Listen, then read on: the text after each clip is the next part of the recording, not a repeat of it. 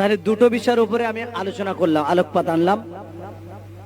একটি হচ্ছে মুমিনদের কি কি করণীয়, সর্বক্ষেত্রে সর্ব সময়ে যেই অবস্থাতেই থাকি না কেন আল্লাহর শুকরিয়া আদায় করব ইনশাআল্লাহ।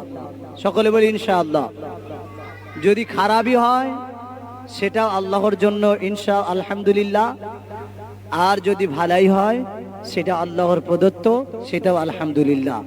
আল্লাহ রাব্বুল আলামিন যে অবস্থাতেই রাখে আমাদের জন্য, আল্লাহর কাছে আমরা শুকরিয়া গুজার করব, শুকর গুজার করব বলি আলহামদুলিল্লাহ। এখন একটা ছোট গল্প বলে মূল বক্তব্যে আবার যাব। দুই বন্ধু, কিছুদিন পরে শবে বরাত হবে, আর কিছুদিন পরে শবে বরাত হবে। তো এখন দুইজন বন্ধুর কীর্তি, মুসলমানों का हंसी একটি কিতাব আছে, হযরতে আশরাফ আলী থানবী রহমতুল্লাহ আলী, হাকিমুল উম্মাহ, মশহুর উম্মাহ আশরাফ আলী থানবী রহমতুল্লাহ আলী এর লেখা কিতাব মুসলমানों का हंसी। এই কিতাবের মধ্যে দুইজন বন্ধুর একটি ঘটনা তুলে ধরেছে। শবে বরাতের চাঁদে, শবে বরাতের রাত্রি, তারা শুনেছে যে দোয়া চাওয়া হয় কবুল হয়ে যায়। শুনছেন? যে দোয়া চাওয়া হয় কবুল হয়ে যায়। তো তারা দুজন চিন্তা ভাবনা করলো, আজকের আমরা এই মাঠের মাঝে দুজনে দোয়ায় বসবো, একটা ঢিল সোনা বানাবো। কি বললাম? একটা ঢিল রাখবো, মাটির ঢিলা রাখবো, রেখে সোনা বানাবো। কি করলো? একটা মাটির ঢিলা নিয়েছে, রুমাল চাপা দিয়েছে। এত সাহস হয় কি করে বাচ্চাদের? এত সাহস! এতগুলো মানুষজন রয়েছে, কথা বলছে, তার মধ্যে কথা বলছো। মাটির ঢিলা রুমাল দিয়ে চাপা দিয়ে সারা রাত দুজনে দোয়া করছে, আল্লাহ এই মাটিটাকে সোনা করে দাও, এই মাটিটাকে তুমি সোনা করে দাও, এই মাটিটাকে তুমি সোনা বানিয়ে দাও, এই সোনাটা আমাদের জন্য কাজে লাগবে, এই সোনাটা আমাদের বিবি বাচ্চাদের জন্য কাজে লাগবে। বিভিন্ন অ্যাঙ্গেল দিয়ে দোয়া করছে, বিভিন্ন অ্যাঙ্গেল দিয়ে দোয়া করছে, বিভিন্ন ছন্দ আকারে। তো দোয়া করতে করতে একটা সময় সকাল হয়ে আসছে, ভোর যখন হয়ে আসছে, তখন ওদের দোয়ার আওয়াজ আরো বাড়তে শুরু করেছে। ওদের মধ্যে একটা আশা সৃষ্টি হয়েছে, যে এমন একটি আশা সৃষ্টি হয়েছে যে মাটিটা হয়তো সোনা হয়ে গেছে। আল্লাহ শবে বরাতের রাতে যে দোয়া চাওয়া হবে কবুল হয়ে যাবে, কথা শুনেছে। এখন যে চলতেই রয়েছে। যখন একেবারে সকাল হয়ে গেছে, দোয়াটা সমাপ্ত করে রুমালটাকে তুলেছে, দেখছে মাটি রয়ে গেছে। মাটিটা মাটি রয়ে গেছে, সোনা আর হয় না। এখন ও তো শুনেছিল যে সোনা হয়ে যাবে, কি ও শুনেছিল সোনা হয়ে যাবে, এখন মাটি হয়ে গেছে। এবার ওদের মধ্যে শয়তান কি করছে? বাসা বাঁধছে। শয়তান বাসা বাঁধছে তাদেরকে পথ ভ্রষ্ট করার জন্য। ভালো করে খেয়াল করুন, পথ ভ্রষ্ট করার জন্য বিভিন্ন রকম চিন্তা ভাবনা মাথার মধ্যে দিয়েছে। তাহলে আল্লাহ মিথ্যা, রসুল মিথ্যা, যারা নামাজ পড়ছে বেকার, এরা যারা বলেছে মিথ্যা কথা, দোয়া কবুল হয় না, এইসব মিথ্যা কথা।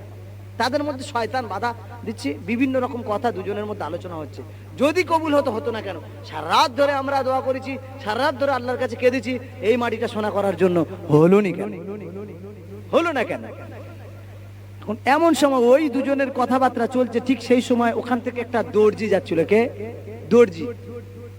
ওই দর্জিটি একজন আলেমের সোহবতে ছিল, একজন উলামায়ের সোহবতে ছিল, একজন আলেম দিনদারের সোহবতে থাকার কারণে তার মধ্যে ইসলামী জ্ঞান কিছু এসেছে। সেই জ্ঞান দ্বারা তাদেরকে বোঝানোর জন্য প্রচেষ্টা করলো। গিয়ে দাঁড়িয়ে বললো, তোমাদের দুজনের মধ্যে কি চলছে? বলছে, আমাদের আল্লাহ মিথ্যা, আমরা সেই নাউজুবিল্লাহ বলি, আমরা সবাই বলি নাউজুবিল্লাহ। কাল রাত থেকে আমরা এই ঢিলটাকে চাপা দিয়ে দোয়া করছি। পুরো বৃত্তান্ত খুলে বলল, সকাল পর্যন্ত এখনো পর্যন্ত আমাদের শোনা হয় না। তো সব মুখে আমি শুনেছি, সব জায়গায় শুনেছি শবে বরাতের রাতে দোয়া কবুল হয়, কিন্তু হলো না কেন? সেই ব্যক্তি বলল, আল্লাহ তোমাদের জন্য ভালাই চেয়েছেন, তাই এই মাটিটা সোনা হয়নি। বলি সুবহানাল্লাহ।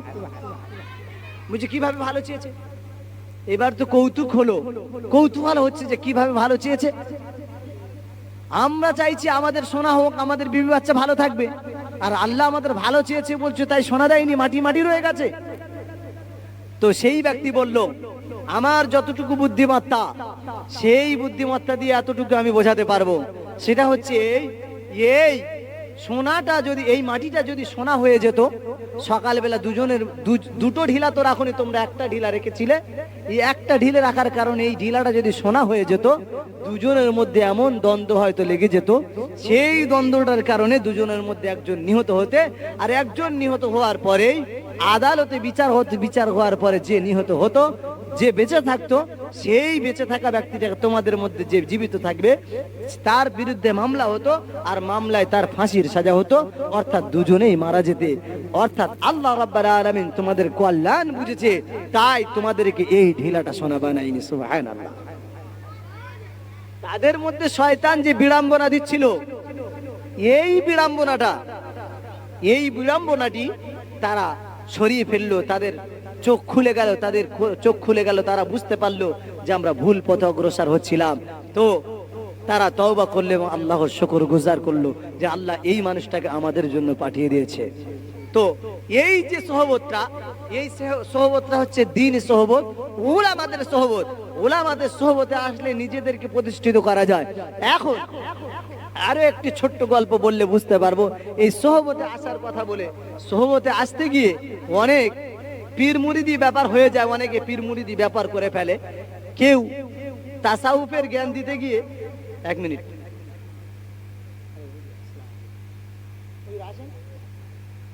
এই তো কোথায় আছেন? ট্রেন লাইন পারে আসছেন, এই তো আমাদের যাচ্ছে মসজিদের কাছে, আপনি আসেন, মসজিদের সোজা চলে আসেন, দেখা হয়ে যাবে। এখন যে কথা বলছিলাম, ওলামাদের সোহবতে আসতে হবে, এই কথা আমরা ধারণা করে নিলাম।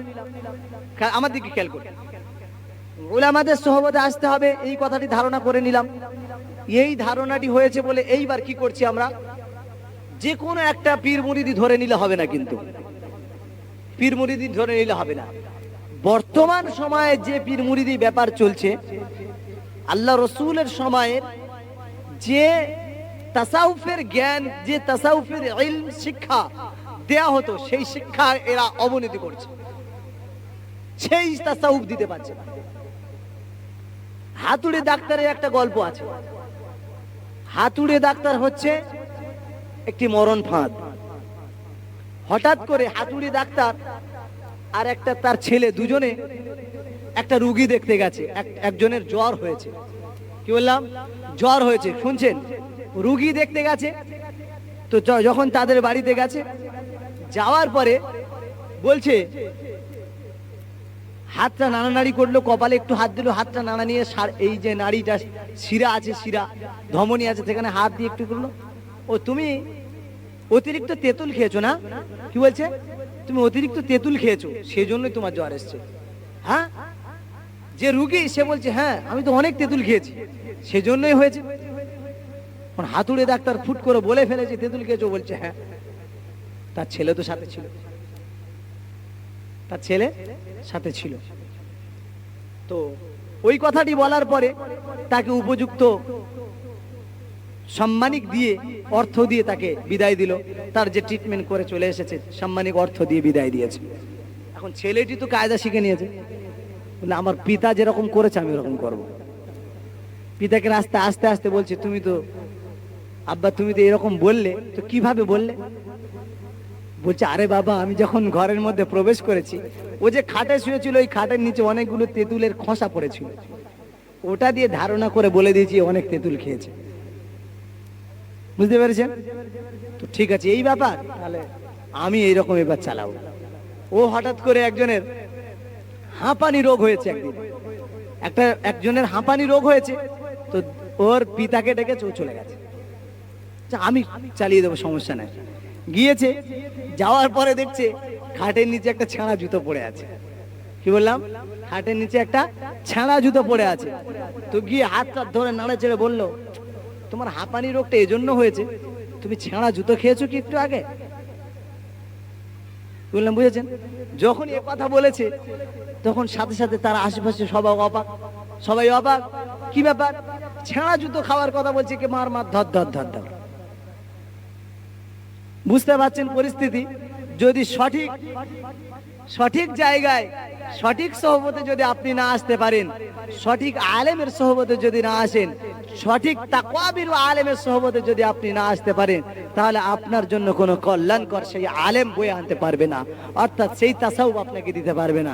যে আলেমের সোহবতে আসলে আপনি জ্ঞান পাবেন, যে আলেমের সোহবতে আসলে আপনি গালাগালি পাবেন না, যে আলেমের সোহবতে আসলে আপনি অন্ধকারের মধ্যে থাকবেন না, আলোর দিকে আসবেন, যে আলেমের সাথে ওঠা বসা করার কারণে প্রতিনিয়ত আপনি জ্ঞান পেতে থাকবেন, প্রতিনিয়ত কিছু না কিছু শুনতে থাকবেন, প্রতিনিয়ত আপনাকে হিদায়াতের কথা বলবে, কবরের কথা বলবে, জান্নাতের কথা বলবে, জাহান্নামের কথা বলবে, আল্লাহর ঐতিহ্যের কথা বলবে, অস্তিত্বের কথা বলবে, মানুষ সৃষ্টির রহস্যের কথা বলবে, জিন সৃষ্টির রহস্যের কথা বলবে, পৃথিবী সৃষ্টির রহস্যের কথা বলবে, মসজিদের সাথে জুড়ে থাকার সম্পর্কের কথা বলবে, মাদ্রাসার সাথে জুড়ে থাকার সম্পর্কের কথা বলবে।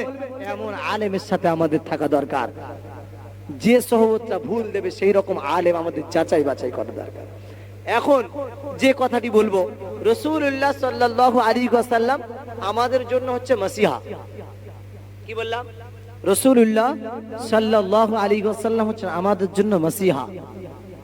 আমাদের জন্য রাসূলুল্লাহ সাল্লাল্লাহু আলাইহি ওয়াসাল্লাম হচ্ছেন মেন গাইড। তিনি আমাদের সর্বমূল সুন্নাতের প্রখরতার একটি মাধ্যম। রাসূলুল্লাহ সাল্লাল্লাহু আলাইহি ওয়াসাল্লাম আমাদের জীবনের একটি বিশেষ আদর্শ। রাসূলুল্লাহ সাল্লাল্লাহু আলাইহি ওয়াসাল্লাম যে মত আমাদেরকে দেখিয়ে গেছে, সেই পথ এবং মত অনুযায়ী যদি আমরা চলি, আমরা কখনোই জাহান্নামে যেতে পারি না। সেই পথ অনুযায়ী যারা আমরা চলবো, অবশ্যই কখনো আমরা গাফিলতি করতে পারি না, অবশ্যই কখনো কোনো সময় কোনো জায়গায় আমরা লাঞ্ছিত, অপমানিত, অপদস্থ হব না। কিন্তু তারপরে আল্লাহ রাব্বুল আলামিন বললেন, ওয়া তু'ইজ্জু মান তাশা ওয়া তুযিল্লু মান তাশা বিয়াদিকাল খায়র ইন্নাকা আলা কুল্লি শাইইন কাদির। মুমিন বান্দাদের জন্য আল্লাহ রাব্বুল আলামিন বললেন, হে মুমিন বান্দারা, তোমাদেরকে কেউ কটূক্তি করে, কেউ বেইজ্জতি করে, তোমরা চিন্তা ভাবনা করো না, কারণ ইজ্জতের মালিক আমি আল্লাহ। যাকে মনে করি ইজ্জত দিই আমি আল্লাহ, যাকে ইচ্ছা তাকে আমি ইজ্জতি করে থাকি। তাই যেই যাই বলুক না কেন, তুমি আমার দিকে অগ্রসর হও, আমার দিকে তাওয়াক্কুল করো। যে কথাটি প্রথম বলেছি, ইযা যুকিরাল্লাহু ওয়াজিলাত কুলুবুহুম ওয়া ইযা তুলিয়াত আলাইহিম আয়াতুহু যাদাতুহুম ঈমানা। শেষ কথাটি যেটা বলেছি, ওয়া আলা রাব্বিহিম ইয়াতাওয়াক্কালুন। যে যাই বলুক না কেন, আমি আল্লাহ ইজ্জত দেনেওয়ালা, আমার উপরেই তুমি ভরসা করো। আর আমার উপরে যখন তোমরা ভরসা করবে, তোমাদেরকে পৃথিবীতে আমি মুমিন বলে আখ্যায়িত করব। আর যখন তোমাদেরকে মুমিন বলে আখ্যায়িত করব, তোমরা জেনে রাখো, শুনে রাখো, মুমিন বান্দাদের জন্য আমি আল্লাহ সুন্দর সুন্দর জান্নাতের কারিশমা রেখে দিয়েছি। শুধু তাই নয়, একটি নয়, দুইটি নয়, আটটি জান্নাত রেখে দিয়েছি। আটটি জান্নাতের মধ্যে শ্রেষ্ঠতম একটি জান্নাতের নাম হলো জান্নাতুল ফিরদাউস। ওই জান্নাতুল ফিরদাউসের মধ্যে এমন কিছু আসবাব রেখেছি, এমন কিছু সৌন্দর্যময় আসবাব আমি আল্লাহ রেখে দিয়েছি। প্রতিদিন পাঁচ বার আমি আল্লাহ ওই জান্নাতের মধ্যে প্রবেশ করি আর দেখভাল করি, কোথায় কোনো রকম সমস্যা হলো কিনা। আমার বান্দা এই জান্নাতের মধ্যে প্রবেশ করবে, আমাদের জন্য আল্লাহ কতটুকু ভাবে দেখুন। প্রতিদিন পাঁচ বার আমার আল্লাহ ওই জান্নাতের মধ্যে প্রবেশ করে জান্নাতকে আরো সুশোভিত করে, আরো সুসজ্জিত করে। আমার বান্দারা আসবে, আমার বান্দারা যাতে ভালোভাবে থাকতে পারে, আমার বান্দাদের কোনো রকম যেন কমি না হয়, এই রকম জান্নাত আল্লাহ রাব্বুল আলামিন আমাদের জন্য ওই আল্লাহর দরবারে, আল্লাহর নিয়াজে নিয়ামতে, আল্লাহর কুদরতি হাতের মধ্যে আল্লাহ রাব্বুল আলামিন আমাদের জন্য রেখেছে। এই জান্নাতে পাওয়ার জন্য আমাদেরকে আল্লাহর দেখানো পথ, আল্লাহ রসুলের দেখানো পথ, আল্লাহর প্রধান হুকুম, আল্লাহর যে সমস্ত হুকুমগুলি আছে এবং রসুলের দেখানো পথে আমাদেরকে চলতে হবে। রসুলের দেখানো পথে চলার জন্য উলামাদেরকে অনুসরণ করতে হবে, অনুকরণ করতে হবে। উলামাদেরকে অনুসরণ না করলে আল্লাহ রসুলকে কিভাবে পাবো? আমরা যে শিখেছি, ভালো করে খেয়াল করো, আমরা শিখেছি কার থেকে? আল্লাহ রসুলকে ডাইরেক্ট পাইনি তো, ডাইরেক্ট আল্লাহ রসুলের কাছ থেকে পেয়েছি? পাই না। আমরা আমাদের উস্তাদদের কাছ থেকে পেয়েছি, ওলামাদের সোহবতে গেছি, তাই পেয়েছি। আমাদের কাছ থেকে যারা শিখছে তারা আমাদের সোহবতে আসছে তাই পাচ্ছে। তো রাসূলুল্লাহ সাল্লাল্লাহু আলাইহি সাল্লামের কাছে ডাইরেক্ট কি করে যাব? অনেক আহলে হাদিস যারা রয়েছে তারা ভিন্ন রকম মতামত দেয়।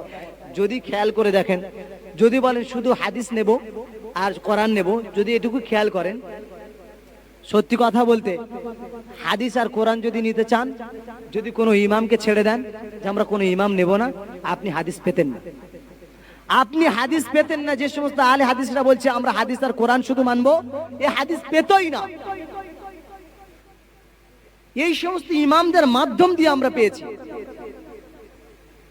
আল্লাহ রাসূল সাল্লাল্লাহু আলাইহি ওয়াসাল্লামের সোহবতে যে সমস্ত সাহাবায়ে কিরাম আজমাইনরা ছিল, তারা সবাই কি ছাত্র ছিল? তো সাহাবারা তারা ছাত্র ছিল। রাসূলুল্লাহ সাল্লাল্লাহু আলাইহি সাল্লামের কাছ থেকে যা কিছু শিখেছে সেগুলো তারা লব্স করেছে, তারা সেটা রপ্ত করেছে। রপ্ত করে তাদেরও আরো অনেক ছাত্র ছিল, তাদেরকে শিখিয়েছে। এইরকম ভাবে আব্দুল্লাহ ইবনে মাসউদ রাদিয়াল্লাহু তাআলা আনহু, তার থেকে হযরতে আবু হানিফা রাহমাতুল্লাহ আলাইহি, তার থেকে তারপর থেকে আস্তে আস্তে করে বিভিন্ন ইমামদের মাধ্যম দিয়ে, বিভিন্ন ওলামাদের মাধ্যম দিয়ে, বিভিন্ন বুজুর্গানে দ্বীনদের মাধ্যম থেকে আমরা পেয়ে গেছি। আরে বাবা, যারা বলছে এই কথাগুলি যে আমরা শুধুমাত্র কোরআন এবং হাদিস মানবো, সত্যিকারের কথা বলছি, তাদেরকে অবশ্যই ইমাম মানতে হবে। চারটি ইমামকে অবশ্যই কোনো একটা ইমামকে মানতে হবে। ও হাদিসটা পেলি কোথা থেকে?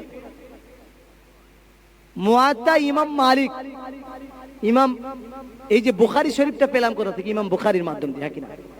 ইমাম বুখারী, বুখারী শরীফের লেখক, বুখারী শরীফের লেখক হচ্ছে ইমাম বুখারী। ইমাম বুখারী তিনি ছিলেন ইমাম। এবার এই ইমাম বুখারী যে বুখারী শরীফটা এনেছে, এই বুখারীর মধ্যে ছিল, বুখারীর মধ্যে যে সমস্ত হাদিস শরীফগুলো এসেছে, সেই হাদিসগুলি এই ইমাম বুখারী, এই বুখারী শরীফ আসার আগে একটি হাদিস ছিল, হাদিসের কিতাব ছিল। সেই কিতাবটির নাম হচ্ছে মুআত্তাই ইমাম মালিক, মুআত্তা লিল ইমাম মালিক, অর্থাৎ ইমাম মালিক রাহমাতুল্লাহ আলাইহির লেখা একটি কিতাব ছিল। সেই কিতাবের মধ্যে বিভিন্ন হাদিস ছিল। সেই কিতাবের মধ্যে যে হাদিসগুলি এসেছে পরিপূর্ণ, সেই হাদিসগুলো সব বুখারী শরীফের মধ্যে প্রবেশ করানো হয়েছে।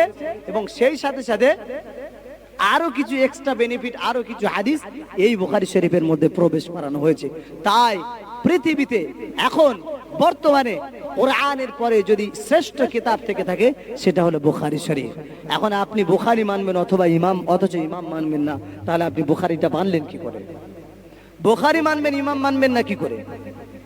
যারাই বলছে আমরা ইমাম মানি না, তারা অবশ্যই মিথ্যা কথা বলছে। যারা হাদিস মানছে অবশ্যই তারা ইমাম মানছে। আমরা হাদিস রাসূলুল্লাহ সাল্লাল্লাহু আলাইহি ওয়াসাল্লাম থেকে ডাইরেক্ট পাইনি, রাবি দ্বারা আমরা এক পদ্ধতি দ্বারা একের পর এক এই রাবি, এই সাহাবী ওই সাহাবীর কাছ থেকে শুনেছে। ওই সাহাবী মাশহুর ছিল কিনা, ওই সাহাবী গ্যারান্টেড কিনা, ওই সাহাবী আল্লাহ রাসূলের সঙ্গে, আল্লাহ রাসূলের জামানায় সেই সাহাবী বেঁচে ছিল কিনা, আল্লাহ রাসূলের সঙ্গে কতবার তার সম্পর্ক ছিল, কতবার কথা হয়েছে, সেই সমস্তগুলো আমরা রাবির মাধ্যম দিয়ে পেতে পারি। সেই রাবির মাধ্যম দিয়ে আমরা একে একে কিন্তু আমরা হাদিস পেয়েছি। তাই আমরা যারা কিছু ব্যক্তিবর্গ সময়ের সাপেক্ষে কি বলে প্রলোভনে পড়ে, কিছু ব্যক্তির প্রলোভনে পড়ে আমরা কি করছি? আমরা আমাদের পথ থেকে দূরে সরে যাচ্ছি। আমি তাদেরকে বলবো, তাদেরকে সাজেস্ট করব যে তোমরা ফিরে এসো, ইমামের অনুসরণ করো। অবশ্যই ইমামকে অনুসরণ করতে হবে। ইমামকে অনুসরণ করলে অবশ্যই রাসূলুল্লাহ সাল্লাল্লাহু আলাইহি ওয়াসাল্লামের হাদিসকে অনুসরণ করা হবে। আর যে আল্লাহ রাসূল সাল্লাল্লাহু আলাইহি ওয়াসাল্লামের হাদিসকে অনুসরণ করবে, রাসূলকে অনুসরণ করবে। আর যে রাসূলকে অনুসরণ করবে, এখানে আল্লাহ রাব্বুল আলামিন বললেন তুহিব্বুনাল্লাহ ফাত্তাবিউনি ইউহিব্বুকুমুল্লাহ। আমাকে যে ভালোবাসতে চায়, আমার রাসূলকে ভালোবাসো, আর আমার রাসূলকে যে ভালোবাসবে, আমি আল্লাহ আমাকেই সেই ব্যক্তি ভালোবাসবে। সুবহানাল্লাহ।